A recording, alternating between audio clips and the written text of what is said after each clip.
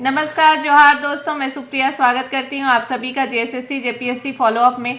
आज हम लोग वीकली करंट अफेयर्स वाले सेशन में देखेंगे 8 फरवरी से लेकर 15 फरवरी तक के सभी इंपॉर्टेंट करंट अफेयर्स। इसके पहले हमने देखा था 1 फरवरी से लेकर 7 फरवरी तक के important current affairs. Weekly current affairs में आपका होता है, अगर आप महीने में 4 बार भी करंट अफेयर्स देखते हैं तो आपका 1 महीने का कंप्लीट हो जाता है। करंट अफेयर्स आपके सभी एग्जाम के लिए इंपॉर्टेंट है, इसे ध्यान रखिएगा। तो अपने तैयारी के साथ साथ करंट अफेयर्स को भी जरूर साथ में पढ़ते चलिए आज के सेशन की शुरुआत करते हैं। आज के सेशन का पहला सवाल है, भारत सरकार के किस विभाग ने हाल ही में 10 फरवरी 2025 को कोरिया परिवहन संस्थान कोटी के साथ एक समझौता ज्ञापन एमओयू पर हस्ताक्षर किए? इन्होंने उद्योग एवं आंतरिक व्यापार संवर्धन विभाग के साथ समझौता ज्ञापन पर हस्ताक्षर किया है। और यह जो समझौता हस्ताक्षर यह दक्षिण कोरिया में हुआ, सेजोंग राष्ट्रीय अनुसंधान परिसर में। यह समझौता बेसिकली ज्ञापन रसीद और बुनियादी ढांचे के विकास के क्षेत्र में सहयोग बढ़ाने के लिए किया गया। ध्यान रखिएगा, इम्पोर्टेंट है। अगला सवाल देखते हैं। अगला सवाल है, हाल ही में 12 फरवरी 2025 को सहकारिता मंत्रालय की संसदीय परामर्शदात्री समिति की पहली बैठक की अध्यक्षता किसने की? सहकारिता मंत्रालय की संसदीय परामर्शदात्री समिति की पहली बैठक की अध्यक्षता केंद्रीय गृह मंत्री एवं सहकारिता मंत्री अमित शाह ने किया है। और इस बैठक का आयोजन नई दिल्ली में किया गया, जिसका मुख्य विषय था सहकारी समितियों को सशक्त करने के लिए की गई पहल और वर्तमान में की जा रही पहलें। ये इसका मुख्य विषय था। अगला सवाल देखते हैं। अगला सवाल है, कृषि के लिए उत्कृष्टता केंद्र एग्री हब का शुभारंभ हाल ही में कहाँ किया गया? भारतीय प्रौद्योगिकी संस्थान इंदौर में यानी आईआईटी इंदौर में इसका शुभारंभ किया गया। और कृषि में आर्टिफिशियल इंटेलिजेंस यानी एआई, मशीन लर्निंग और डीप लर्निंग तकनीकों के लिए इसकी स्थापना की गई। एग्री हब इलेक्ट्रॉनिक्स एवं सूचना प्रौद्योगिकी मंत्रालय के सहयोग से स्थापित किया गया। अगला सवाल है, हाल ही में 1 से 9 फरवरी 2025 को विश्व पुस्तक मेला का आयोजन कहाँ किया गया? विश्व पुस्तक मेला जिसका आयोजन 1 से 9 फरवरी किया गया, ये नई दिल्ली में किया गया और इसका उद्घाटन राष्ट्रपति द्रौपदी मुर्मू के द्वारा किया गया। और इसका आयोजन राष्ट्रीय पुस्तक न्यास एनबीटी द्वारा किया गया। नेशनल बुक ट्रस्ट एनबीटी का फुल फॉर्म है। और भारतीय सांकेतिक भाषा अनुसंधान और प्रशिक्षण केंद्र ISLRTC के बीच समझौता ज्ञापन एमओयू पर हस्ताक्षर किए। अगला सवाल है, हाल ही में 7 फरवरी 2025 को वेब सलाहकार बोर्ड की विस्तृत बैठक की अध्यक्षता किसके द्वारा की गई? वेब सलाहकार बोर्ड की विस्तृत बैठक की अध्यक्षता प्रधानमंत्री नरेंद्र मोदी के द्वारा की गई। और ये जो बैठक है इसका आयोजन वीडियो कॉन्फ्रेंसिंग के जरिए की गई।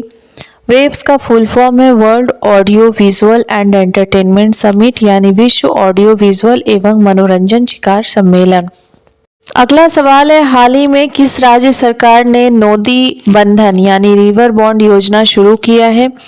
पश्चिम बंगाल ने अभी नोदी बंधन जिसे रिवर बॉन्ड कहते हैं इस योजना का शुरुआत किया है। और नदी बंधन परियोजना जो नदियों और जलाशयों को जोड़ने पर केंद्रित है, यह आप सबों को पता होगा। अगला सवाल है, हाल ही में 12 फरवरी 2025 को भारत सरकार ने किसकी 100वीं जयंती पर 100 रुपए का स्मारक सिक्का जारी करने की घोषणा की है?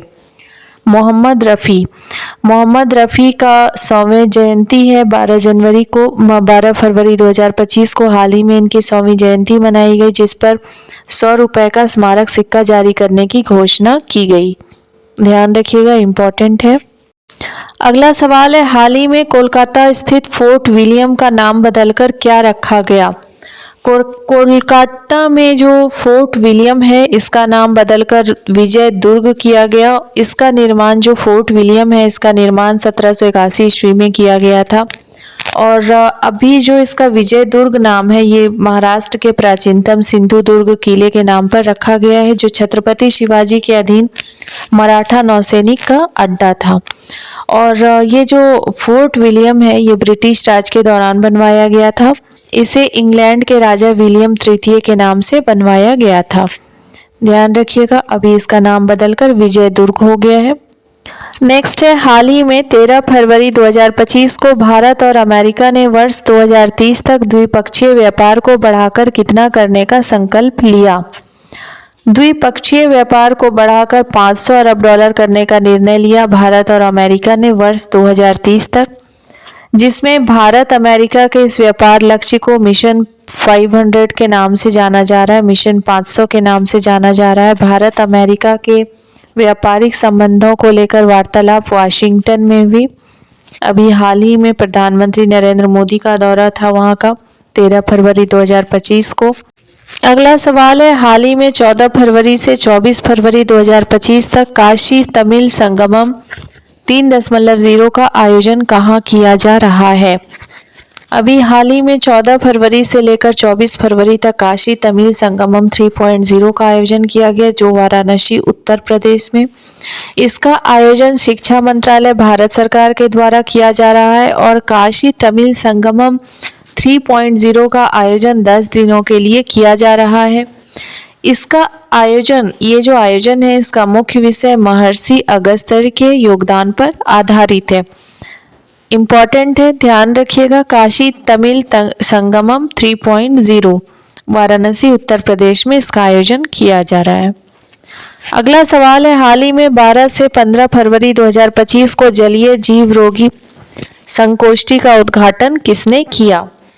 जलीय जीव रोग संगोष्ठी का उद्घाटन केंद्रीय मत्स्य पालन, पशुपालन और डेयरी राज्य मंत्री जॉर्ज कुरियन के द्वारा किया गया और यह संगोष्ठी 14वें एशियाई पालन और जलीय कृषि मंच 14AFAF के बड़े आयोजन का हिस्सा थी। संगोष्ठी का विषय जलीय जीव रोग, उभरती चुनौतियों और तैयारियां था। यह संगोष्ठी का मुख्य विषय था, ध्यान रखिएगा। अगला सवाल है, हाल ही में 16 से 17 फरवरी 2025 को 8वें हिंद महासागर सम्मेलन का आयोजन कहाँ किया गया। 8वें हिंद महासागर सम्मेलन का आयोजन मस्कट, ओमान में किया गया और 8वें हिंद महासागर सम्मेलन में विदेश मंत्री डॉक्टर एस जयशंकर ने भाग लिया। इस सम्मेलन का मुख्य उद्देश्य सुरक्षा और विकास के लिए विचार विमर्श है। हिंद महासागर सम्मेलन की शुरुआत वर्ष 2016 में इंडिया फाउंडेशन ने की थी, ध्यान रखिएगा इसे। अगला सवाल है, हाल ही में फरवरी 2025 में भारत का पहला सफेद बाघ प्रजनन केंद्र कहाँ स्थापित करने की मंजूरी दी गई। भारत का पहला सफेद बाघ प्रजनन केंद्र रीवा मध्य प्रदेश में स्थापित करने की मंजूरी दी गई है और यह प्रजनन केंद्र जो है, इसको केंद्रीय चिड़ियाघर प्राधिकरण CZD की से मंजूरी मिली है।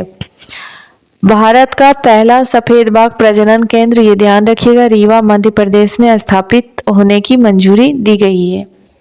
अगला सवाल है, हाल ही में 8 से 10 फरवरी 2025 को भारतीय कला इतिहास कांग्रेस का 32वां सत्र कहाँ आयोजित किया गया। भारतीय कला इतिहास कांग्रेस का 32वां सत्र भारतीय विरासत संस्थान नोएडा में आयोजित किया गया। इसका मुख्य उद्देश्य महाकाव्यों पर आधारित कलात्मक अभिव्यक्तियों के विविध रूपों को उजागर करना है और 32वां सत्र संस्कृति मंत्रालय भारत सरकार द्वारा आयोजित किया गया और इसका मुख्य विषय कला और संस्कृति में भारतीय महाकाव्यों का प्रतिपादन था। अगला सवाल है, हाल ही में 14 से 17 फरवरी 2025 को संवाद, संघर्ष निवारण और पर्यावरण चिंतन के लिए वैश्विक हिंदू बौद्ध पहल का 4था संस्करण कहाँ आयोजित किया गया।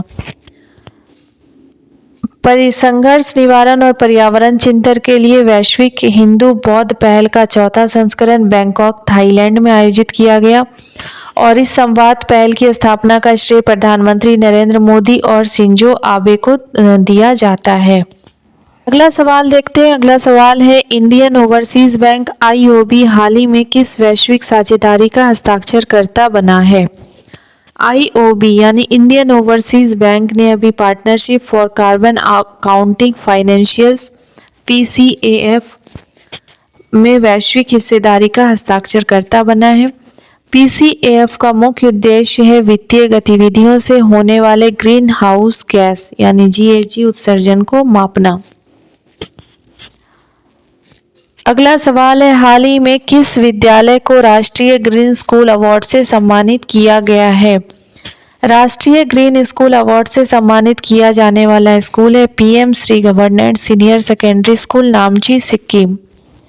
और ये जो स्कूल है राष्ट्रीय ग्रीन स्कूल अवार्ड समारोह India habitat centre New Delhi में आयोजित किया गया।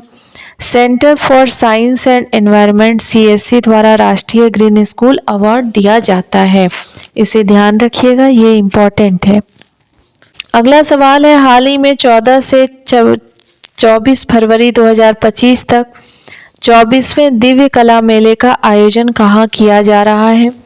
दिव्य कला मेले का आयोजन जम्मू में यानी जम्मू और कश्मीर वहाँ पे किया जा रहा है। इस मेले का आयोजन सामाजिक न्याय और अधिकारिता मंत्रालय द्वारा किया जा रहा है। अगला सवाल है, हाल ही में किस राज्य के मुख्यमंत्री N बीरेन सिंह ने इस्तीफा दिया है? N बीरेन सिंह मणिपुर के मुख्यमंत्री थे, इन्होंने इस्तीफा दे दिया है वहाँ पर। सवाल है, हाल ही में 11 फरवरी 2025 को भारत इजराइल व्यापार मंच और तीसरा भारत इजराइल CEO फोरम कहाँ आयोजित किया गया? नई दिल्ली में। भारत इजराइल व्यापार मंच और तीसरा भारत इजराइल CEO फोरम नई दिल्ली में आयोजित किया गया। इसका आयोजन भारतीय उद्योग संघ CII, federation of Indian chambers of commerce and industry FICCI, department for promotion of industry and internal trade DPIIT और इजराइल दूतावास संगठनों के सहयोग से किया गया। भारत इजराइल व्यापार मंच और CEO फोरम में भारत का प्रतिनिधित्व वाणिज्य एवं उद्योग मंत्री पीयूष गोयल ने किया और इजराइल का प्रतिनिधित्व अर्थव्यवस्था और उद्योग मंत्री नीर बरकत ने किया। ध्यान रखिएगा, ये इम्पोर्टेंट है। अगला सवाल है, हाल ही में 7 से 11 फरवरी 2025 को पहला बिम्स्टेक युवा शिखर सम्मेलन कहाँ आयोजित किया गया? पहला बिम्स्टेक युवा शिखर सम्मेलन का आयोजन गांधीनगर, गुजरात में किया गया और इस शिखर सम्मेलन की अध्यक्षता केंद्रीय युवा मामले और खेल मंत्री डॉक्टर मनसुख मंडाविया की अध्यक्षता में हुआ। बिम्स्टेक की कुल आबादी के युवा आबादी 60% से अधिक है और डॉक्टर मांडविया ने बिम्स्टेक देशों के लिए युवा सेतु पहल की घोषणा भी की। बिम्स्टेक युवा शिखर सम्मेलन ये गांधीनगर, गुजरात में आयोजित किया गया और ये पहली बार आयोजित किया गया, इसे ध्यान रखिएगा, ये इम्पोर्टेंट है। और ये डॉक्टर मनसुख मंडाविया की अध्यक्षता में इस सम्मेलन का आयोजन किया गया। अगला सवाल है, हाल ही में 11 फरवरी 2025 को भ्रष्टाचार धारण सूचकांक CPI के अनुसार 2024 में भारत की रैंक क्या है? भ्रष्टाचार धारण सूचकांक में 2024 के अनुसार भारत की रैंक 56वीं है यानी 96th रैंक है। भ्रष्टाचार धारणा सूचकांक ट्रांसपेरेंसी इंटरनेशनल बर्लिन, जर्मनी के द्वारा जारी किया जाता है।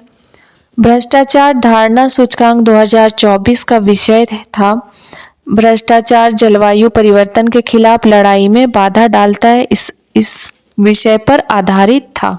भ्रष्टाचार धारणा सूचकांक में 3 सबसे ईमानदार देश हैं, डेनमार्क, फिनलैंड और सिंगापुर।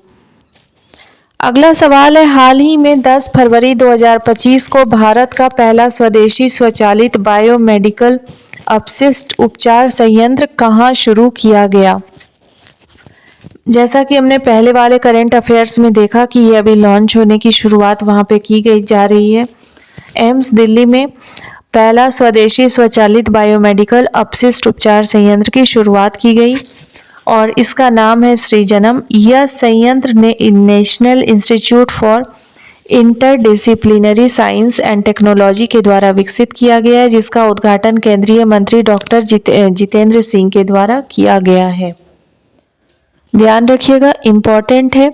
अगला सवाल है, हाल ही में 10 फरवरी 2025 को लसिका फाइलेरिया उन्मूलन के लिए राष्ट्रीय सार्वजनिक औषधि वितरण MDA अभियान का शुभारंभ किसने किया? लसिका फाइलेरिया उन्मूलन के लिए राष्ट्रीय सार्वजनिक औषधि वितरण अभियान का शुभारंभ केंद्रीय स्वास्थ्य एवं परिवार कल्याण मंत्री जगत प्रसाद नड्डा के द्वारा किया गया। इस अभियान के तहत 17.5 करोड़ से अधिक लोगों को मुफ्त दवा दी जाएगी। और यह जो अभियान है यह बेसिकली 13 राज्यों में चलाया जाएगा। आंध्र प्रदेश, असम, उड़ीसा, बिहार, झारखंड, छत्तीसगढ़, गुजरात, कर्नाटक, केरल, मध्य प्रदेश, महाराष्ट्र, उत्तर प्रदेश और पश्चिम बंगाल में। इस अभियान में कुल 111 जिलों को शामिल किया गया है और इसका अन्य नाम है लिम्फेटिक लीफेरियासिस और इसे हाथी पैर के नाम से भी जाना जाता है। यह क्यूलेक्स मच्छर से फैलता है, इस मच्छर के काटने से यह फैलता है, ध्यान रखिएगा, इम्पोर्टेंट है। अगला सवाल और आज के सेशन का आखिरी सवाल है, हाल ही में 10 फरवरी 2025 को भारत यूके ऊर्जा वार्ता कहाँ आयोजित की गई? भारत यूके ऊर्जा वार्ता का आयोजन नई दिल्ली में किया गया। इस ऊर्जा वार्ता के प्रमुख मुद्दे थे ऊर्जा वितरण, क्षेत्र सुधार, औद्योगिक ऊर्जा क्षमता और डीकार्बनाइजेशन पर सहयोग बढ़ाने पर जोर दिया जाना। और इस वार्ता का महत्वपूर्ण विषय था एक टिकाऊ, लचीले और समावेशी ऊर्जा भविष्य की प्रतिबद्धता। इस वार्ता के साथ अध्यक्षता भारत की ओर से केंद्रीय विद्युत एवं आवास और शहरी मामलों के मंत्री मनोहर लाल ने की और यूनाइटेड किंगडम की ओर से इस वार्ता की सह अध्यक्षता ऊर्जा सुरक्षा और नेताजी सचिव एड मिलीबैंड ने की। ध्यान रखिएगा, ये इम्पोर्टेंट है। भारत यूके ऊर्जा वार्ता कहाँ आयोजित की गई और कब आयोजित की गई? 10 फरवरी 2025 को आयोजित की गई नई दिल्ली में। आज के लिए इतना ही। उम्मीद करती हूँ आप लोगों को आज का सेशन पसंद आया होगा। सेशन को लाइक करना बिल्कुल भी ना भूलें। मिलते हैं अगले सेशन में एक नए टॉपिक के साथ। Thank you everyone.